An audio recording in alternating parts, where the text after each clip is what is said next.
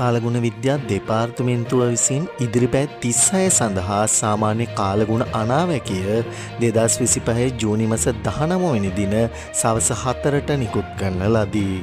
බස්නාහිර, සබරගමුව සහ වයඹ පළාත්වලත්, නුවරඑළිය, මහනුවර, ගාල්ල සහ මාතර දිස්ත්‍රික්කවලත් වැසිවාර කීපයක් ඇතිවේ.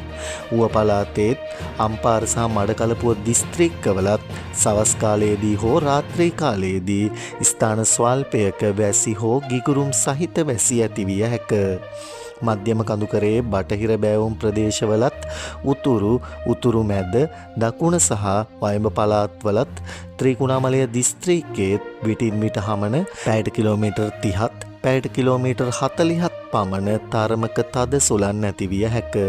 ගිගුරුම් සහිත වැසි සමග ඇතිවිය හැකි తాවකාලික තද සුළං වලින් සහ අකුණු මගින් සිදුවන අනතුරු අවම කර ගැනීම සඳහා අවශ්‍ය පියවර ගන්නා ලෙස කාලගුණ විද්‍යා දෙපාර්තමේන්තුව ජනතාවගෙන් කාරුණිකව ඉල්ලා සිටී.